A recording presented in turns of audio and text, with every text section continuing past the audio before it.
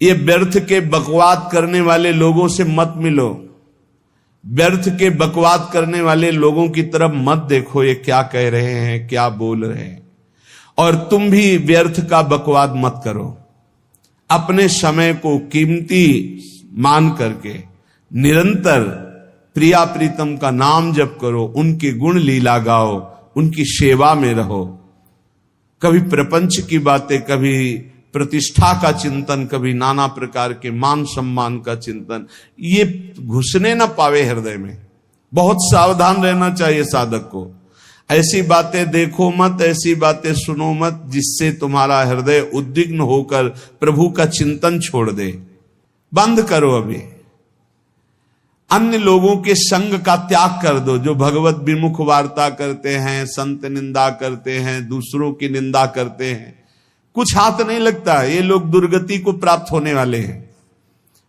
भक्तन निंदा अति बुरी भूल करे जिन कोय, किए सुकृत बहु जन्म के छिन में दारे खोए। पर निंदा के किए ते नहीं आवत नहीं कछुआत, मूर्ख पर्वत पाप को ले चल अपने साथ। तो अलम कश्यापि संगत्या, ऐसा संग मत करो जिनके पास बैठने से भक्त निंदा, जन निंदा, भगवत निंदा हो। ऐसे से दूर रहो। अलम बंद कर दो ऐसे लोगों का संग। रात दिन हम श्यामा श्याम का नाम जप करेंगे, श्यामा श्याम के लीला गुण गाएंगे, श्यामा श्याम के ही धाम का शोभा का चिंतन करेंगे। जब तुम अपना जीवन श्यामा श्याम के चरणों में न्यौछावर कर दोगे तो पूरा भार श्यामा श्याम ले लेंगे और तुम्हारे हृदय में मस्ती आ जाएगी। जो ऐसा निश्चयी होता है, दृढ़ निश्चयी, उसके अंदर दृढ़ विश्वास, तो उसके हर समय भगवान की स्फूर्ति होती रहती है। भारी प्रतिकूलता में भी भगवान का सानिध्य अनुभव होता है। वो अनुकूलता में तो भगवान के दुलार को देखता है, लेकिन प्रतिकूलता में भगवान की विशेष कृपा को देखता है। ये संयोग, ये वियोग, संसार की ये द्वंद्वमयी वृत्तियां भक्तों के हृदय में नहीं चुभती। आए की हुज्जत नहीं, गए की तलाश नहीं, क्योंकि नित्य संयोग भगवत स्मृति के प्रभाव से प्रभु का रहता है। शोक, विषाद बहुत ध्यान देने योग्य विषय है। तभी लोगों को ऐसा लगता है कि ऐसा कैसे हो सकता है। भक्त के चरित्रों को जब सुनते तो लगता है ऐसा कैसे हो सकता है, ऐसी परिस्थिति में भी ऐसा कैसे हो सकता है। क्योंकि तुम मानसिक बुद्धि से युक्त हो और वो भागवतिक स्थिति से युक्त है, इसलिए तुम उसको पार पा ही नहीं सकते। जब तुम अपना जीवन श्यामा श्याम के चरणों में समर्पित कर देते हो हृदय से, फिर उनकी कृपा से सब विघ्न दूर हो जाते, एक अपार मस्ती रहती है। नहीं तो शोक, विषाद, दुख, क्लेश, कष्ट, संताप, भय, उद्वेग, ये सदैव सताते रहते हैं। इसी से डिप्रेशन होता है। बार बार नकारात्मक चिंतन, शोक, विषाद, दुख, चिंता, क्लेश, संताप, भय, उद्वेग, यही पूरे मानसिक स्तर को नष्ट कर देते हैं। उत्साहहीन जीवन हो जाता है। जब तुम श्यामा श्याम को समर्पित हो जाते हो तो ये सब प्रवेश भी नहीं करते, एक अपार मस्ती बनी रहती है। अब क्या होगा? श्यामा श्याम जो करेंगे वही होगा। श्यामा श्याम पता नहीं कैसा करें, नहीं, वो सदैव मंगल भवन है, वो जो करते महामंगल होता है। यह निश्चय उपासक के हृदय में आ जाना चाहिए। इसलिए अपना सारा मन, सारी बुद्धि, सारा जीवन, प्रत्येक श्वास प्रभु को अर्पण कर दो, फिर देखो तुम निहाल हो जाओगे।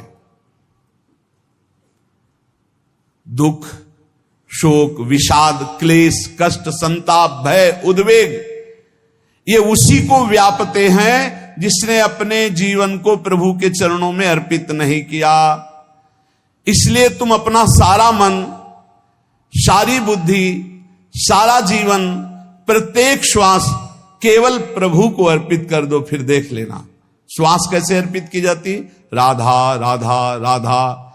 बुद्धि कैसे अर्पित की जाती, एकमात्र निश्चय कि भगवत सुख ही सुख है, ये जागतिक सुख सुख नहीं, ये दुख है, ये ऐसा दलदल है जिससे आज तक कोई नहीं निकल पाया। सारा मन, हम मन से केवल प्रभु का मनन करें, बार बार मन को संसार से हटा के नाम में, रूप में, लीला में, धाम में लगाएं। बहुत प्रसन्नता हो जाती है उस उपासक के हृदय में जो अपना मन बुद्धि प्रभु के चरणों में अर्पित कर देता। भगवान ने तो इसको बहुत उत्तम स्थिति बताया है कि मेरे से कभी वो अलग हो ही नहीं सकता यदि मन बुद्धि अर्पित कर दिया। मयि एव मन आधत्स्व मयि बुद्धिम निवेशय, तो निवश्य मयि एव अत ऊर्ध्वम न संशया, बिल्कुल संशय नहीं, वो मेरे में ही निवास करेगा जिसने मन और बुद्धि अपनी मेरे में अर्पित कर दी। बहुत प्रसन्नता रहेगी उस उपासक के जीवन में जो अपने आप को मन बुद्धि सहित प्रभु के चरणों में समर्पित कर दिया है। भगवान का आश्रय लेने वाले की पहचान है हर परिस्थिति में प्रसन्न रहना। देखो आप भगवद आश्रित हो कि नहीं, देखो अनुकूल परिस्थिति में तो सब प्रसन्न रहना, लेकिन प्रतिकूल परिस्थिति में प्रसन्न रहना ये भगवान के भक्तों का लक्षण है। हर परिस्थिति में प्रसन्न रहना ये भगवान के भक्तों का लक्षण है। आनंदगन भगवान का आश्रय मिलते ही आनंद छा जाता है हृदय में। उनके पास आनंद का अभाव होता ही नहीं है।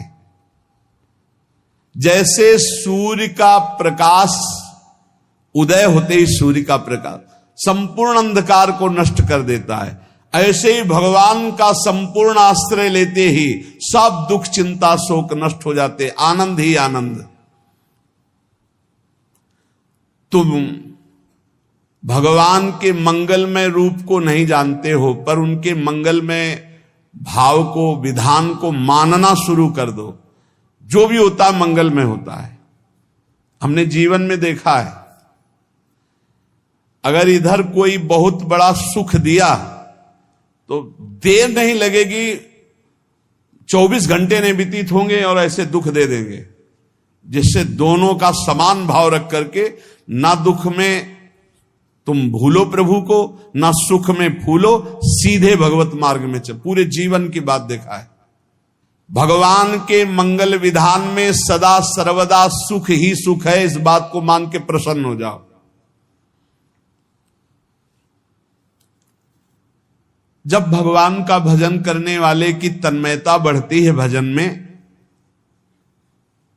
तो द्वेषी जन अपने आप तैयार हो जाते हैं। भक्त कभी किसी से द्वेष नहीं करता, अपने आप वो द्रोह करने लगते। तो नरसिंह मेहता जी से बहुत गांव के कई लोग थे जो जलते थे, ऐसे जलते थे कि अब क्या करें, कैसे मिटा दे नरसिंह मेहता जी को। अब उपाय तो मिल नहीं रहा था। तो एक दिन संतों की मंडली आई और उन्होंने कहा कि हम रास्ते में कोई चोर आदि धन ना ले ले, इसलिए यहां से किसी की हुंडी चलती है क्या द्वारिका में? पहले ऐसा था। बोले हाँ हमारे यहां बहुत बड़े सेठ हैं नरसिंह मेहता जी, पर आप कहोगे वो मना कर देंगे। कई बार कहोगे, अगर वो स्वीकार कर ले तो वहां। और उनका लक्ष्य था कि नरसिंह मेहता जी की तो खाने की भी सुविधा नहीं थी, हुंडी कहां की बात आई। उनका था कि जब वो ना कहेंगे तो संतजन नाराज हो जाएंगे, अगर हां कह दिया तो वहां हुंडी चुकेगी नहीं, तो संतजन अपने आप इनको शाप दे देंगे, अपराध बन जाएगा, ये नष्ट हो जाएंगे। संतों को भेजा नरसिंह मेहता जी ने, सबकी दंडवत की, चरण पखाड़े। तो उनका ये इतना रुपया है, द्वारिका में साधु सेवा हम करेंगे, वहां तुम्हारी हुंडी चलती है, तो आप अरे उनका आप कहाँ भूल रहे हो, यहाँ खाने की भी व्यवस्था। बोले हमें सब पहले से बता दिया गया कि आप मना करोगे, बार बार मना मत करो, हमें पता है। तो उन्होंने ठाकुर जी की तरफ देखा, बोले क्या लीला है प्रभु, संतों से हम क्या कहे, ये ले रुपए। उस समय स्वर्ण की मोहरें चलती थी, बेच के बाजार से खूब उन संतों को पवाया, उन्हीं संतों की सेवा की। और उनका अपने सेठ का नाम तो बताओ जहां हमें जाके हुंडी मिलेगी। सेठ, सावल शाह सेठ। संत जन गए वहां, पूछा कि नरसिंह मेहता जी का जिन सेठ से परिचय, उनका नाम सावल शाह सेठ, उनकी गद्दी कहां है? तो जो कुछ भक्त थे वो द्वारिकाधीश की तरफ संकेत करते कि वही हैं। बोले नहीं नहीं, वो सेठ है, उनकी गद्दी चलती थी। पूरी बाजार में कहीं कोई।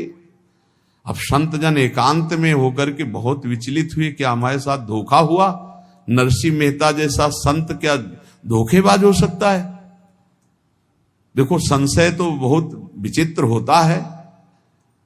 बड़े बड़ों को संशय हो जाता है। जब भगवती सती जी को संशय हो गया, राम जी को हे खग हे मृग हे मधुकर श्रेणी ऐसा पूछते हुए कि सच्चिदानंद कैसे हो सकते, तो किसी को हो सकता है, क्योंकि वो बुद्धि की अधिष्ठात्री देवी है। जो ही उनके मन में ऐसा आया कि क्या हमारे साथ धोखा हो रहा है, इतने में ही देखा जय हो सावल शाह सेठ की। वो कहा सावल शाह सेठ? तो देखा बढ़िया मुनीम जी उनके साथ, तो सेठ बस्ता लिए हुए मुनीम जी, सरकार इधर से चलो। तो उनका सावल शाह सेठ आपका नाम है? संतों ने कहा। बोले हाँ। बोले नरसिंह जी? हाँ। बोले आपकी हुंडी आ गई है। हुंडी एक कागज में लिखा कि ये हमारे सेठ जी को दे देना। वैसे लोग मुझे माखन चोर कहते, कोई कुछ कहता, लेकिन आपने सेठ बना दिया। जब आपने सेठ बना ही दिया तो आप कभी परवाह मत करना तुम। और ये सेवक आपकी सेवा में सदैव तत्पर है। भगवान ने ऐसा लिखा।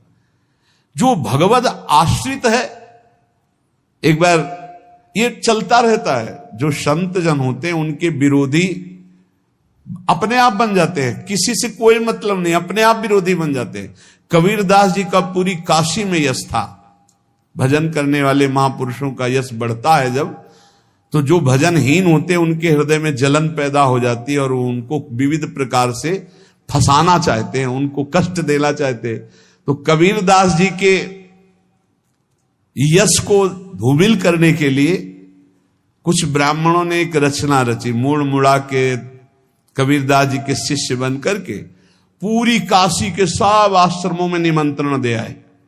कल भंडारा है, संत सेवा है, सबने स्वीकार किया। कबीरदास जी अपनी दिनचर्या करके निकले तो संत मंडली आने लगी। बोले कै बजे सेवा है? साधु सेवा। बोले कौन सी साधु सेवा? बोले कल आपके शिष्यजन निमंत्रण दे के आए, पूरी काशी के सब संत आ रहे हैं। कबीरदास जी ने कहा यहां तो एक की भी व्यवस्था नहीं, पूरी काशी के संत आ रहे। अच्छा, समझ में आ रहा है, लीला बिहारी तुम लीला करना चाहते हो। गए अपना निकल गए गंगा किनारे, एक झाऊ के नीचे बैठकर अपना भजन ध्यान में मगन है। 11-12 बजे तो उन्होंने देखा संतों की मंडली, काशी तो बहुत। कबीरदास जी ने देखा कि आश्रम की, तो बोले पता नहीं क्या होगा, चलो चलते हैं। तो ऐसे गमछा वस्त्र करके ऐसे डालकर मुंह ढक करके वहां बड़ी बड़ी पंगत लगी थी। कबीरदास जी सबको पाओ जी पाओ। कबीरदास जी के रूप में स्वयं भगवान पाओ जी। कबीरदास जी ने कहा अच्छा, जब स्वामी परस रहे तो हम भी बैठ के पा ले। तो जब उसी पंगत में बैठ गए अपना कपड़ा ढक करके, और जब मोहरे की दक्षिणा दे रहे थे सब लोग कि वाह कबीरदास जी ने आज तो साधु से। सबको जब कबीरदास जी के सामने आए तो ऐसे मुंह ढके, बोले देखो जो मेरा होता है उसे मुंह छुपाना नहीं पड़ता, मुंह ढकला नहीं पड़ता। लो दक्षिणा, तुम भी दक्षिणा लो। कबीरदास जी को कबीरदास जी दक्षिणा दे रहे, वो कबीरदास जी है भगवान, और ये पाले वाले कबीरदास जी है भगवान के जन। कभी भगवान अपने, अरे जमाने जोर लगा ले, कितना जोर लगाएगा, भक्त और भगवान का झंडा कभी न झुकने पाएगा। बिल्कुल चिंता, शोक, भय, उद्वेग रहित जीवन भगवद आश्रित। तुम भगवान के मंगल विधान में सदा सर्वदा प्रसन्न रहो। अब ये विचार कर लो कि भगवान जो करेंगे तुम्हारा मंगल करेंगे। अब थोड़ा ऐसा बीच में लगता है कि अमंगल हो रहा है क्या, लेकिन पक्का समझो बहुत बड़ा मंगल उनका विधान होता है। बहुत ही उत्तम मंगल होता है भगवान के शरणागत का। भगवान हमारे विचारों वाले नहीं हैं, हमारे विचार प्राकृतिक है, भगवान के विचार चिदानंदमय हैं। वो अपने विचार से हमारा मंगल करते हो, हम अपने विचार से मंगल चाहते हैं। भगवान के विचार से मंगल ही हमारा होगा, इसलिए कभी हमको चिंता शोक भय नहीं करना चाहिए। भगवान की ओर से कभी तुम्हारे लिए ऐसा विधान नहीं होगा कि तुम दुखी हो जाओ, बस तुम्हारी सोच हो सकती है, उसका परिणाम बहुत मंगल होगा। जगत की ओर से निराश हो जाओ, किसी से आशा मत रखो, फिर आप देखो आपका जीवन कैसा आनंदमय व्यतीत होता है। ये जो जगत की आशा है यही दुख प्रदान करती, सच्ची जगत की आशा ही दुख प्रदान करती है। अगर जगत से कोई संबंध न रखा जाए और भगवत भाव में रहकर तो बहुत अच्छा जीवन चलेगा। अपने कर्तव्य का पालन करो, परिवार को भगवत स्वरूप मानकर पोषण करो, किसी से कोई संबंध मत रखो, कोई आशा मत रखो, यही अध्यात्म सिखाता है। अपने आप भगवत स्वरूप, सबका व्यवहार मंगलमय और आपका जीवन मंगलमय। अपने घर में ऐसे रहो जैसे किसी अतिथि के घर में रह जाता है, चलना है यहां से जाना है। कौन रहता है अपने घर में अतिथि की भांति? भगवान का भक्त। जाना है यहां से, अपनी प्रिया प्रीतम के पास जाना। ये हमारा घर नहीं है, यहां तो हम समय व्यतीत कर रहे हैं, अपनी आयु व्यतीत कर रहे हैं भगवत आराधना करते हुए। हमें जाना है प्रिया प्रीतम के पास। वास्तविक घर भगवान का धाम है हमारा, वास्तविक घर वाले प्रभु हैं हमारे। जो नित्य सच्चिदानंद भगवान के चरणों में अपने चित्त को समर्पित करता रहता है, उसको यह अनुभव होने लगता है कि बड़ी कृपा है हमारे ऊपर, भगवान की बड़ी कृपा है हमारे ऊपर। सर्वसमर्थ परम सुहृद भगवान ऐसे भक्त के ऊपर हर समय वरद हस्त रखे रहते हैं। ये केवल प्रवचन नहीं, सच्ची बात मानिए। ऐसे भगवान का वरद हस्त हर समय रहता है। जब भगवान की छत्र छाया में भक्त अपने को देखता है तो आसपास घोर विपत्तियों का भी समुदाय हो तो भी वो आनंद में मगन रहता है। हर हालत में आनंदित रहना ये भक्त का स्वभाव है। भगवान ऐसे भक्तों को प्यार करते हैं जैसे कछुआ अपने अंडे को बाहर रख आवे और रात दिन उसका चिंतन करे। जब भक्त भगवान को समर्पित होता है तो भगवान रात दिन उसकी ऐसे चिंतन सुरक्षा करते हैं। अभय, ये दैवी संपदा का पहला गुण है। ये भगवान के शरणागत पर जागृत हो जाता है, वो भयभीत नहीं होता, किसी भी उससे भयभीत नहीं होता। यही डर ही डरप हरिवंश हित, जिनो भ्रमय गुण सलिल पर। इस डर से डरते रहना चाहिए कहीं गुण रूपी पानी में फिसल न जाए, नहीं तो गलती हो सकती है। साधक सावधान रहे। ये अभय दैवी संपदा का सबसे बड़ा गुण है। जो भयहारी भगवान की शरण में आ जाता है तो उसके अंदर ये अभय प्रकट हो जाता है। अगर कहीं तुम्हें एकांत में भय लग रहा है, एक आदमी तो एकांतिक में आए थे, वो कह रहे थे कि हमें हर समय भय लगा रहता कि कोई हमारे पीछे है, अंधेरा तो लगता कोई खड़ा है, मैं जीना मुश्किल हो गया, ऐसा भय। देखो ये मन कैसा है, भगवान से विमुख होने पर कैसे डरवाता है। वो कह रहे हैं हर समय मुझे डर लगा रहता है, कोई सामने खड़ा है, कोई पीछे खड़ा है, ऐसा भय लगने लगता है। और जब भगवान की शरण में आ जाते हैं तो ये अभय स्थिति हृदय में जागृत हो जाती है। कोई भी भय आसपास आ ही नहीं सकता, यहां तक कि नरक का भी भय खत्म हो जाता है जो भगवान की शरण में है। महापापी भी पुण्यात्मा महान भक्तों के समान वो उत्तम गति को प्राप्त हो जाता है जो भगवान की शरण में हो जाता है। पर ये जो भोगों का आश्रय लिए हुए हैं, मनमानी आचरण कर रहे हैं, ये कभी उस अभय को जान ही नहीं सकते कोई अभय पद है क्या।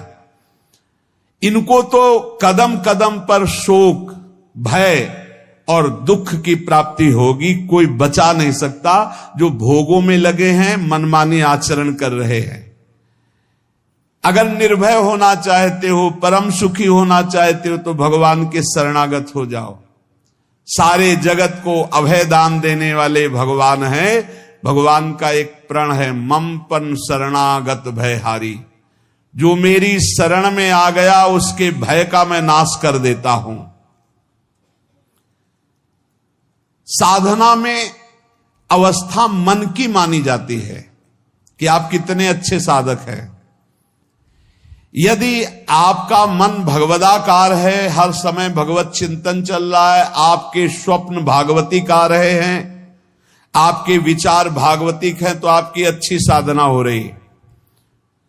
और यदि आपके स्वप्न गंदे आ रहे हैं, क्योंकि स्वप्न में मन का ही सारा खेल होता है, और आपकी चिंतन वृत्ति वासनात्मक चल रही, तो अभी साधना का प्रभाव मन पे नहीं पड़ा है। जिसका मन हर समय भगवत चिंतन करता रहता है, वो जीते जी जीवन मुक्त हो जाता अनुभव होता है। जैसे किसी ने कहा कि हमें कैसे पता चलेगा कि हमारा काम हो गया है, तो जैसे आप भोजन पा लेते हैं तो किसी दूसरे से गारंटी थोड़ी लेनी होती कि हम छक गए हैं क्या, आप जरा बताना हम छक गए हैं क्या। नहीं, अपने हृदय में आ जाता है कि अब मैं तृप्त हो गया। ऐसे ही अपने हृदय में आ जाता है कि मेरा काम हो गया, अब मेरा जन्म नहीं होगा। ये हृदय में आ जाता है, अपने आप अनुभव में आ जाता है। जब स्वरूप बोध होता है तो किसी और से सलाह थोड़ी लेनी होती है, वो अपने आप अनुभव में आ जाता है।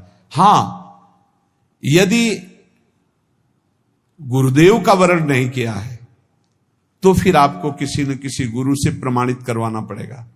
अगर गुरुदेव का वर्ण किया है तो वही मंत्र, वही नाम, वही गुरु शरणागति आपको अंदर से पुष्ट कर देगी कि आपका काम हो गया है। विषय चिंतन करता हुआ मन विषय आसक्ति को प्राप्त होता है। विषय आसक्ति को प्राप्त हुआ मन बार बार जन्म मरण और नरक को प्राप्त होता है। बस ये विषय चिंतन हटाना ही प्रमुख कर्तव्य साधना का है। बार बार मन को विषयों से हटा करके प्रभु के नाम में लगाओ, प्रभु के रूप में लगाओ, प्रभु की लीला में लगाओ। जहां भगवान प्रकट होते हैं वहां परमानंद की बाढ़ आती है। पर ये ध्यान रखें, गुलाब का फूल कांटों में खिलता है, उसकी सुगंध लेनी, फूल लेना है तो कांटों से बचाकर। ऐसे ही जब आप भगवत चिंतन के लिए चलेंगे तो आपका चिंतन चुराने के लिए माया विविध नाटक करेगी, कांटे फैलाएगी। कोई तुम्हारी निंदा करेगा, कोई अपमान करेगा, कोई उपहास करेगा, तुम्हारी अव्यवस्था हो सकती है, तुम्हारी परिस्थिति बहुत भयावह हो सकती है। इन परिस्थितियों में भी भगवत चिंतन का तार ना टूटने पावे तो आगे गुलाब का फूल है। जैसे कांटे से बचाकर गुलाब का फूल लेते हैं और भगवद अर्पित करके सौरभ का सुख लेते हैं, ऐसे ही भगवान के प्रेमानंद का अनुभव करने के लिए संसार के कांटों से बचना होगा। और खिलेगा यही फूल संसार में ही, मनुष्य देह में, और योनियों में नहीं। भगवत प्राप्ति स्वर्ग में नहीं होगी, इसी मृत्यु लोक में होगी। पहले मन नहीं लगता भगवत चिंतन में, भगवत चिंतन जबरदस्ती करना पड़ता है।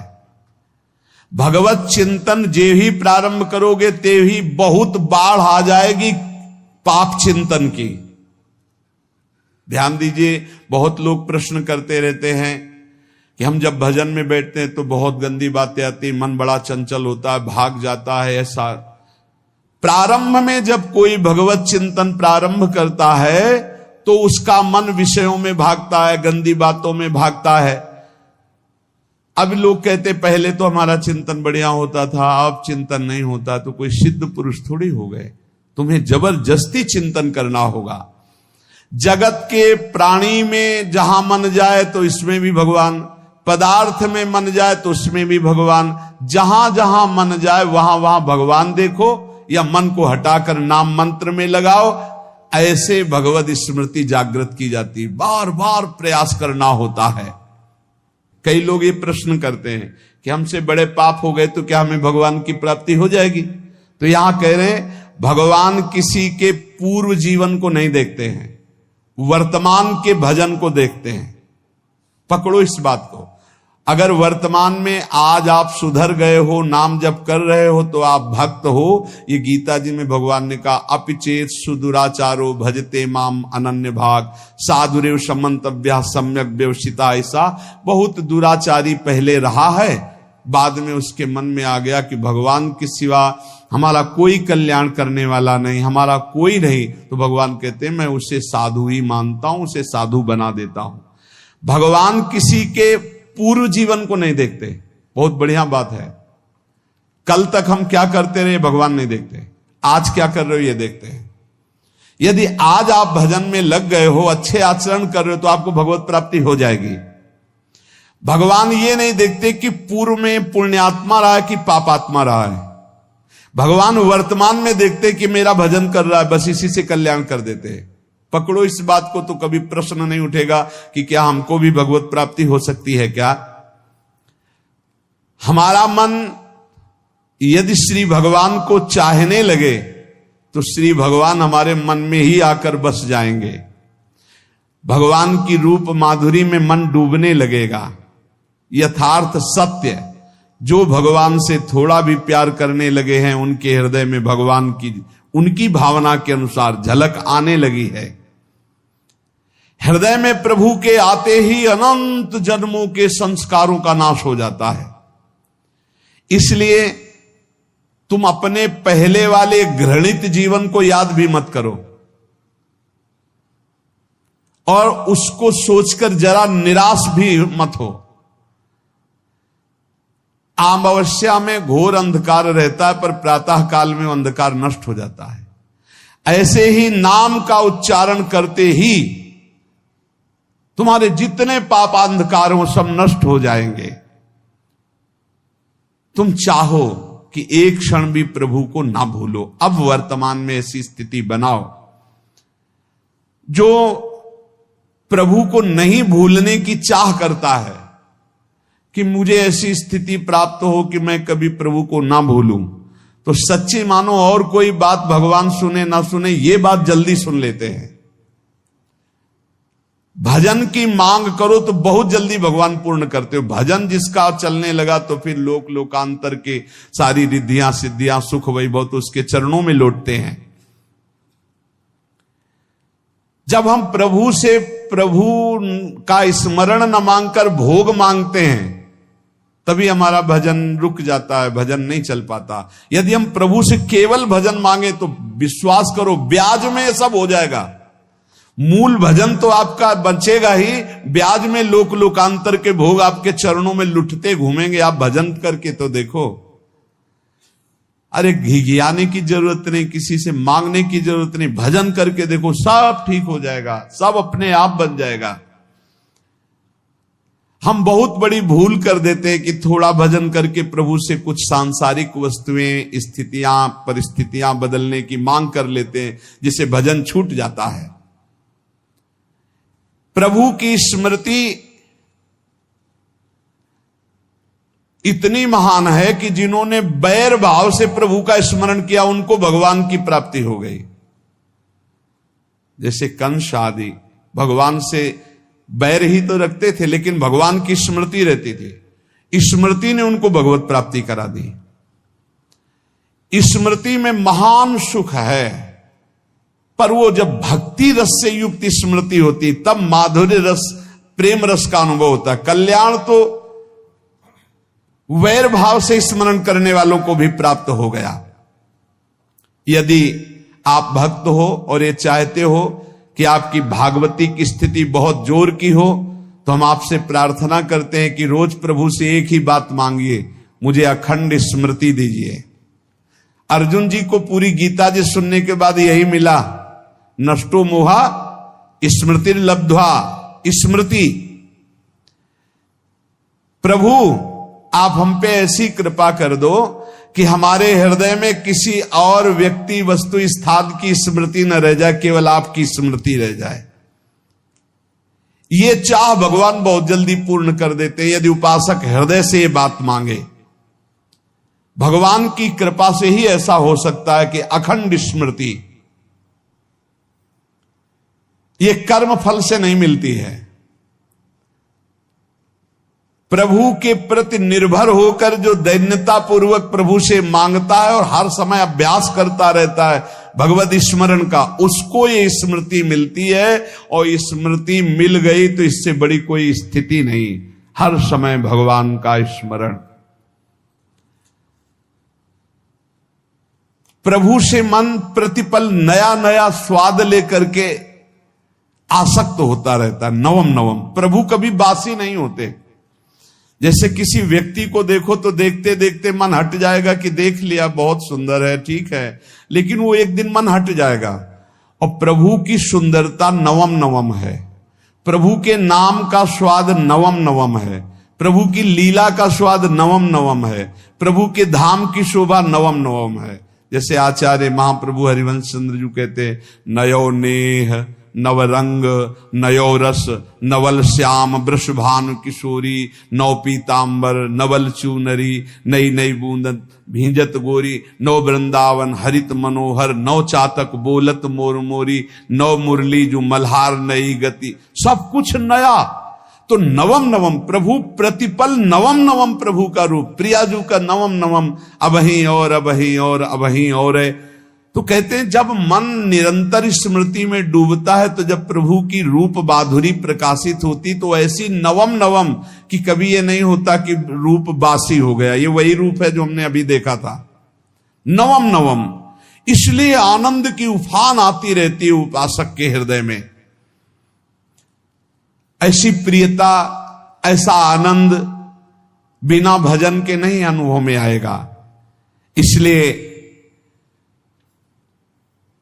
तुम विश्वास करो, तुम्हें बहुत सुंदर सुख मिलने वाला है, आगे अपार सुख मिलने वाला है। ये थोड़ा दुख का समय काट लो, जब तक जीवन है ये दुख सुख की लहर आती रहेगी, आप इसको सह जाओ, आगे बहुत आनंद है। विश्वास मान लीजिए, बहुत आनंद है। जो ये विश्वास कर लेता है वो प्रभु के मार्ग में चलकर प्रभु को प्राप्त कर लेता है। नहीं तो इतने रोड़े हैं कि आप ऊब जाओगे, बहुत रोड़े हैं। जो प्रभु के मार्ग में चलता है तो माया के बहुत से पार्षद अपना प्रभुत्व दिखाने उनके पास आते हैं, महिमा अपनी दिखाने, पर वो किसी वस्तु, स्थिति, अवस्था, प्राणी, पदार्थ का प्रभाव स्वीकार ही नहीं करता, क्योंकि भगवत स्मृति परायण है, भगवान की कृपा पर विश्वास है, इसलिए उसको कोई फंसा नहीं पाता। वो नित्य निरंतर प्रभु से घुला मिला रहने के कारण उसकी मस्ती में कोई फर्क नहीं पड़ता। माया का प्रभुत्व रखने वाले उसे फंसाने की चेष्टा करते हैं, पर उस पर किसी का असर नहीं होता। वो कहीं लिप्त नहीं होता, वो कहीं दुखी सुखी नहीं होता, वो हर समय प्रसन्न रहता है।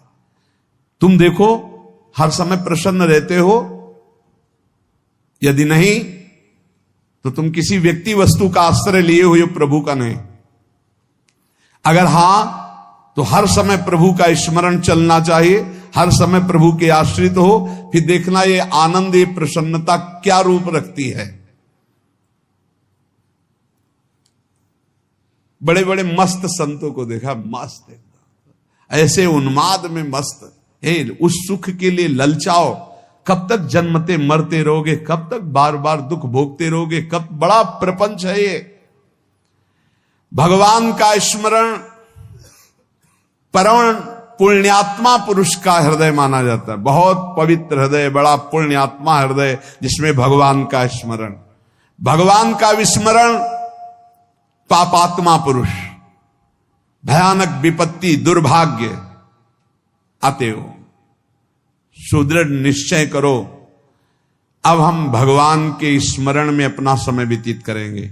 मेहनत करो, कार्य करने के लिए कोई मना नहीं। आप नौकरी करो, किसानी करो, व्यापार करो, पर अंदर अंदर भगवत स्मृति, भगवत स्मृति ही सबसे बड़ी स्थिति है। अब चाहे हम जीवित रहें, चाहे हमारे मरण जैसी विपत्ति आ जाए, चाहे सब हमसे हट जाए, चाहे सब हमको नमन करें, अब हम दृढ़ निश्चय करके केवल भगवान के स्मरण करते हुए इस संसार के बीच समय व्यतीत करेंगे। अब हम चूकने वाले नहीं। ये नियम लीजिए, चाहे जीवन रहे या ना रहे, चाहे मरण जैसा कष्ट आ जाए, चाहे सब वियोग हो जाए, सब चले जाए, चाहे सब संयोग हो जाए, सब नमन करें, अब हम प्रभु का स्मरण नहीं छोड़ेंगे।